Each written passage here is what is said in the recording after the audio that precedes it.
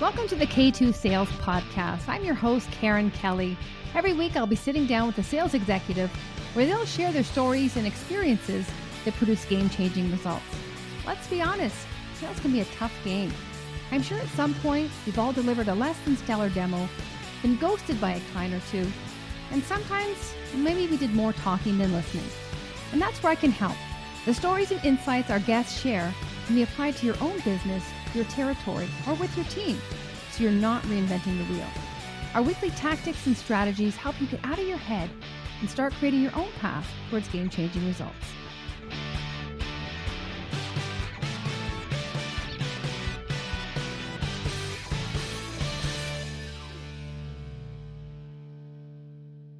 Welcome back to the K2 Sales Podcast. I'm your host, Karen Kelly. For those who are new to the show, welcome. And for those returning, welcome back. Now, typically I interview a guest, and there's times I come on where I share what I'm seeing and my insights. And today's one of those days where we're going to have a solo podcast. And what I want to talk to you about, and it's not that it's more important now as we're in Q4, because I think this is something that's foundational in sales, and it really is conducting an effective discovery. And typically what I see happen is sales reps are pitching their product and they're going through the features and every bell and whistle it has. And the discovery is really just, you're always discovering first. So it's not just one stage. You're always trying to uncover, learn more about your prospects, ask questions, create awareness for them to consider the way in which they're doing business, or just come at it from another angle and get some ahas and some different insights. That's a winning strategy there. But, I kind of can't blame the sales reps, because what I've seen in companies and what I was experienced myself when I was in corporate is you get overwhelming amount of product knowledge and product training when there's a launch. And so rarely do I see a use case. So what was a customer that you're going after? So a target account, what were they doing before? How are they getting the job done before? And really associating emotions with that. So frustration, overwhelm. And what was the impact of doing it that manual, that tedious, that black and white picture view? What was the impact to them? What was the impact to the organization?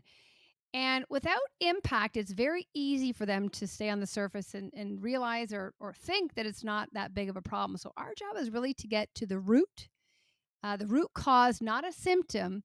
In order to do that, we have to ask them questions and we have to uncover what's going on. And so today I want to talk to three areas of the discovery that we can put into practice immediately. And I would say the first one is just remove any inkling you have to pitch. So whether you have to put him, hit the mute button, have a bracelet and slap it or something, but it's not the time to pitch. We're pitching. What are we pitching against? What are we trying to solve? What do we think our solution can do when we don't know what their problem is? So the first thing is we really want to understand the problem. And again, this is where we have to be problem centric versus product centric, because if you lead with your product, you're instantly going to be commoditized, and they're just going to get a spreadsheet out. They're going to compare you across the board, and it's going to be basically who's got the lowest price. And you never want to do that. So we want to uncover what problems does our product solve for. And so the first area is, what problems do they have? And I think the stat now is 3% of prospects are in buy mode. So if we're outbound prospecting, we're reaching out to a prospect, chances are they're not expecting our call. They're not thinking that they have a problem and, oh, I hope someone calls me with a solution. They're in the weeds. They're getting their day-to-day stuff done. We're interrupting them. And if we can interrupt them and get them to scratch their head and reconsider the way in which they're doing the job, that's a win. Okay. So we want to present new information, new insights, but we definitely want to be dealing with the problem. So that's the first one. And I would say what I hear when I do call recordings is someone will say, yeah, we're struggling with velocity of our sales cycle. We're just elongating them, and it's not going as quick as we wanted to, based on the metrics and based on what we've seen the team do in the past. And then the rep just jumps to solution mode and they're like, oh, well, we have that. And so I would invite you to just sit in that moment. So once they say the challenge, this is when we want to get, that's the first layer. We need to get 2 and 3 layers beneath that to unroot why this challenge is happening. And more importantly, what is this challenge doing? So it's think about a house, and we're at the hardwood level floor. We want to go to the concrete level, and we want to get to the foundation, because when we can disrupt the foundation, there's a lot of stuff that has impact around it. Okay, all levels of the house, the inside, the outside, water can get in, all these things. So we really want to get to the root, and to do that, we can't jump at a solution the minute they say their problem. So we ask impact questions. Okay, and the second thing I hear people say is, when someone says they have a problem or a challenge, they say, "Oh, great." It's not great. This is costing your prospects some money, or there's frustration, there's churn, there's a negative impact. But what we're doing is we're projecting great, because we have the solution, and we're thinking, oh, well, no, we can make some money off these guys, and they feel that. So interesting. Can you tell me a little bit more about it?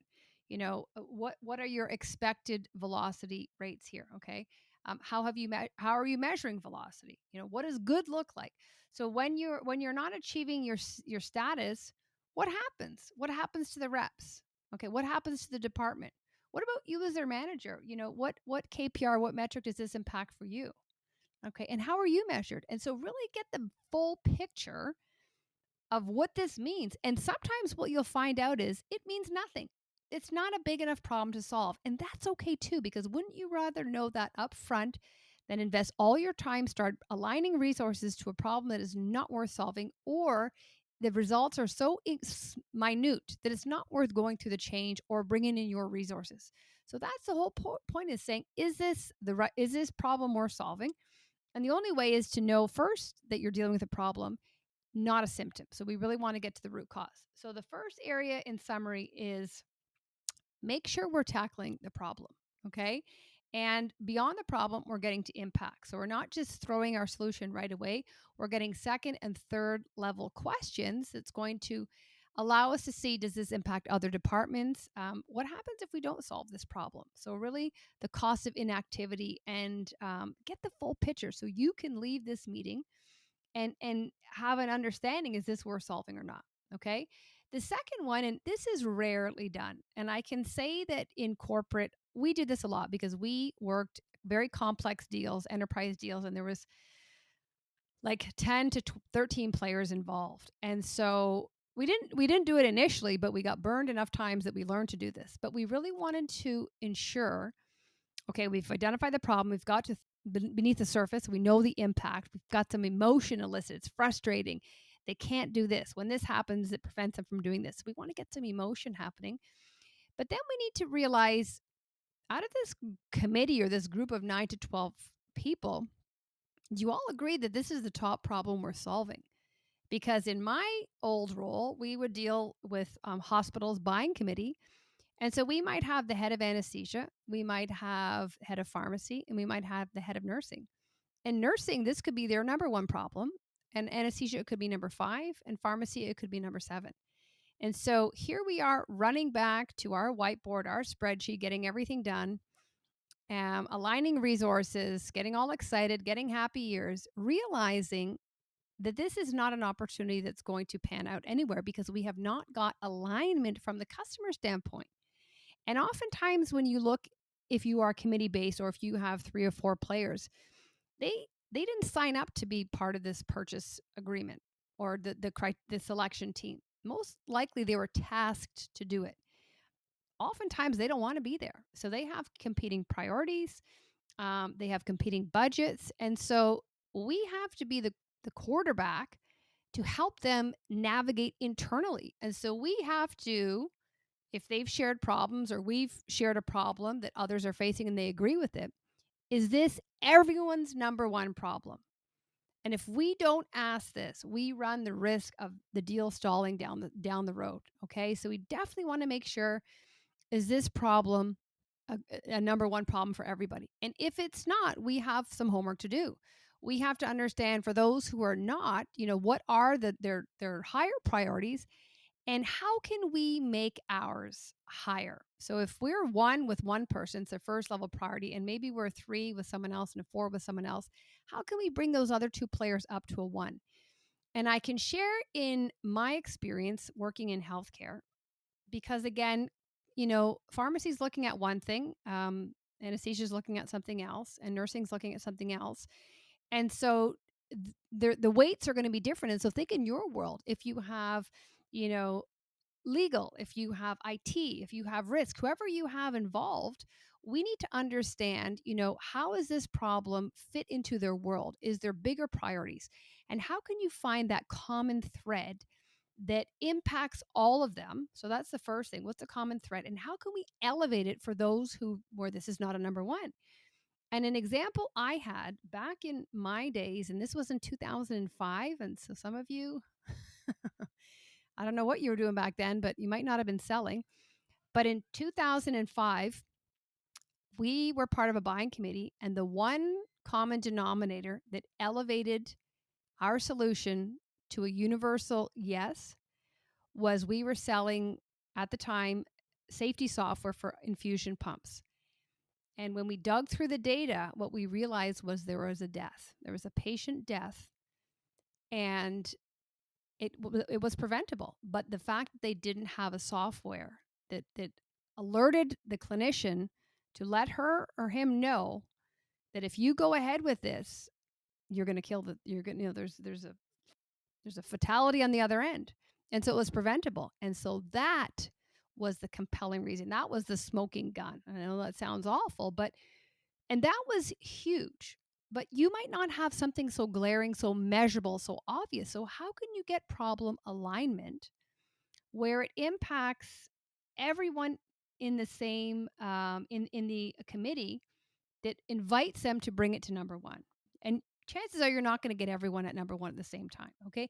And again, here's another indicator. This is all going through the qualification that you might get someone who's never going to budge. And that means that until there's a change in resources, this deal isn't going to go. And I've had that too. And the minute that person leaves, all of a sudden we have movement again.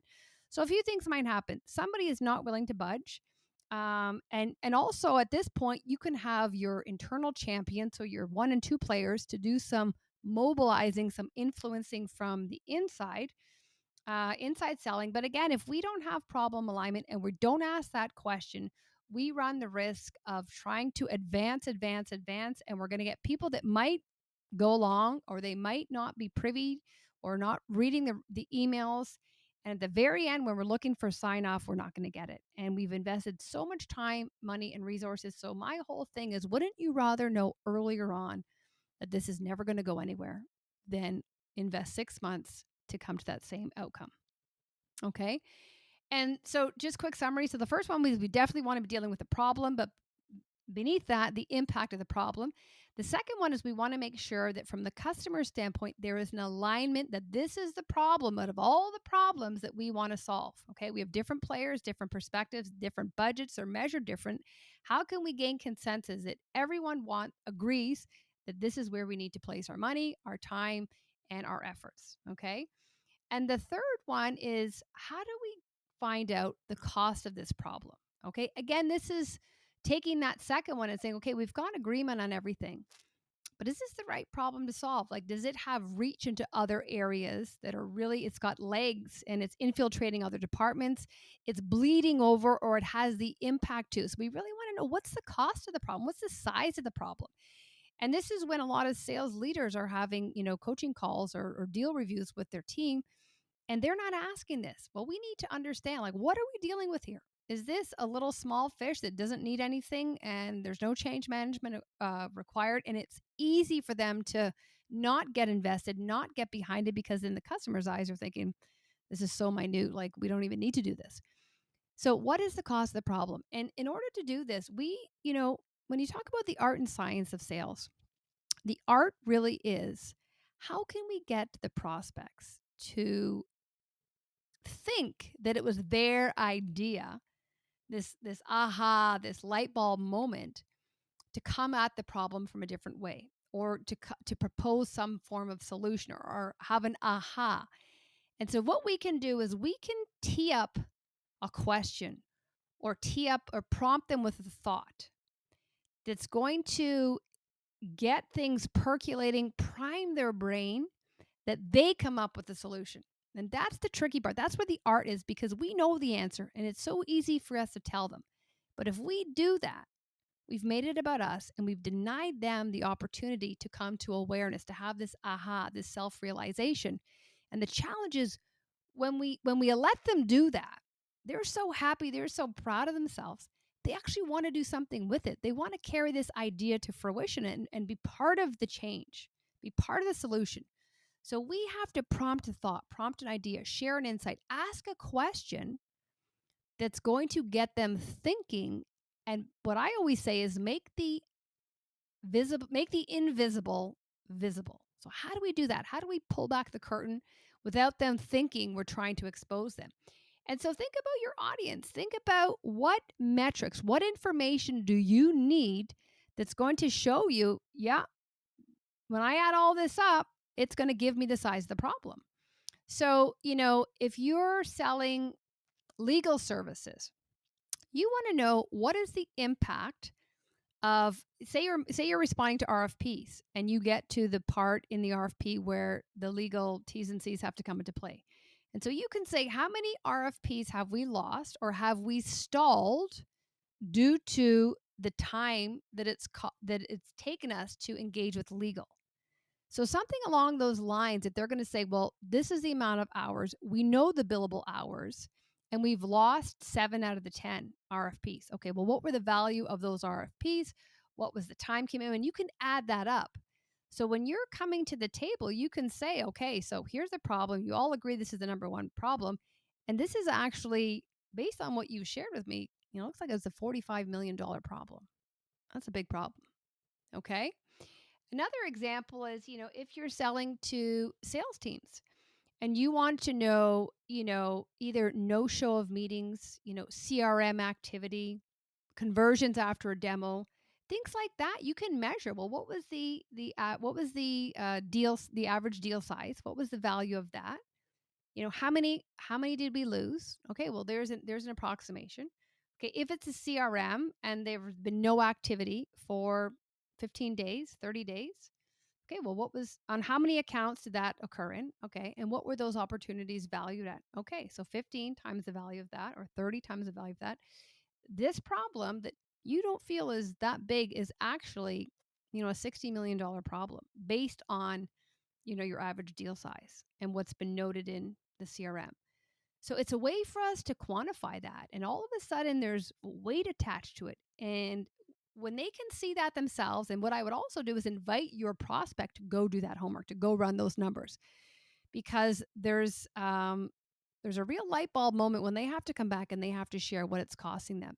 And I'm not saying there's shame there, but they're looking and they're saying, wow, there's got to be an easier way here. We shouldn't have to go through all this and looking at these missed opportunities. That's the not a good feeling to have. So how many of us are doing that?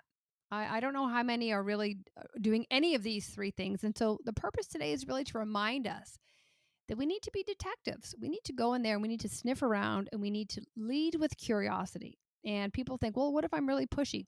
Well, you're not pushy. You're trying to determine if it makes sense to work together, if the problem is big enough, if we all agree on the problem, to see if, nobody wants to waste time. The prospect's not willing to give up time either if this is not a good use of it. So, first one is, are we dealing with the problem or the product? Once we know we're dealing with a problem, what's the impact of the problem? Okay, so what is this problem not allowing? What can't they do as a result of that? What happens if they don't solve the problem? Okay, what's the cost of inactivity?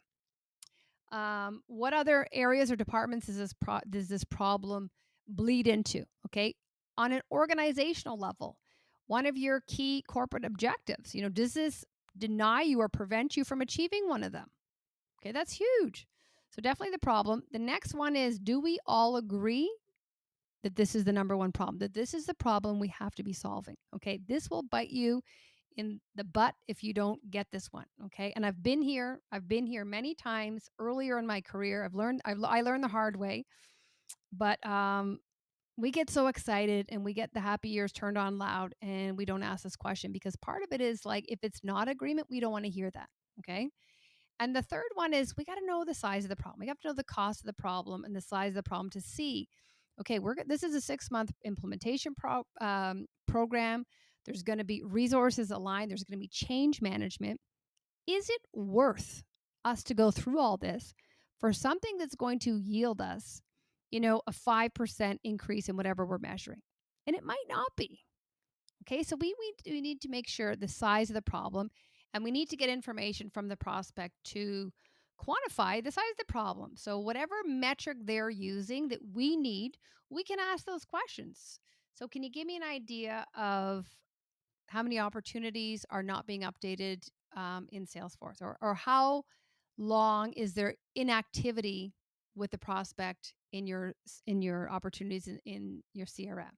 Okay, how many deals do you lose where you don't have the implementation resources? Okay, so things like that you can measure. Okay, we've seen how many deals we've lost as a result of that, and those deals were valued at this much. Okay, so I can get an estimate of what this problem is causing me, and it makes it for an easier sale. So, in summary, make sure you're dealing with the problem, make sure we get problem alignment, and make sure we know the size of the problem.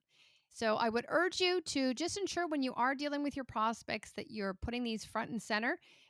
Not a time to pitch. It really is a time to put on our detective lens, get curious, understand how they're getting the job done today so we can determine if it makes sense to work together. Like always, if you put any of this into practice and you yielded some great results, please let us know. If you haven't downloaded or subscribed to the podcast, we invite you to do so. And we're always looking for more reviews, letting us know how we're doing. So appreciate you all doing that. Thanks for listening, folks, and we'll see you next time.